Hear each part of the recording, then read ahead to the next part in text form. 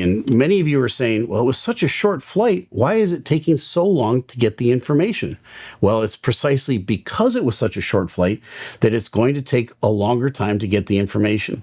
Let me explain. I was once in an incident in a 767. We were going into Milan, and we started our initial descent. We were at about 35,000 feet. And a bus on the aircraft, and the electrical system has things called buses, and they're just basically metal bars that have all the electronics attached to them. It's very difficult to lose a bus, but we fried a bus.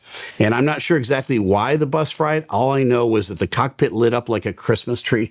Every single light you could imagine came up on my screens. They were red, they were green, they were yellow, and there was page after page.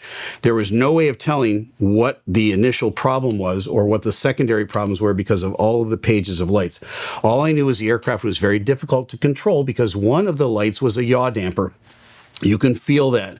An airliner needs the yaw dampers to work, and it was a real bear to fly, but it was still flyable, and we got it down on the ground safely. That's exactly what happened in this black box, except probably on steroids. So in a short, less than 60-second flight, something catastrophic happened, maybe several catastrophic things happened almost simultaneously so that this airplane began to lose lift.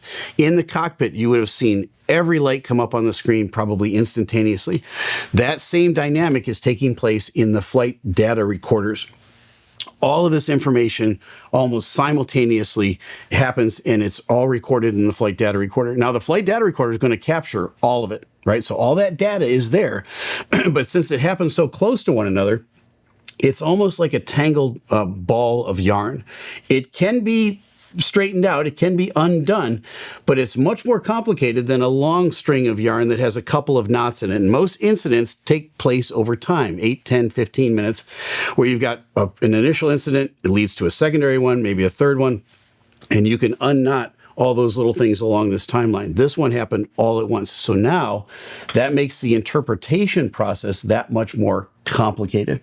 They'll have all the data they need, but it's all happening instantaneously. And it may be difficult for them to look at it and say, well, this happened first, this happened second, this is what caused this. Again, it was such a short flight that the interpretation process is probably going to get bogged down. That's why it's taken so long up to this point. And it may take much longer for them to do it and to do it properly.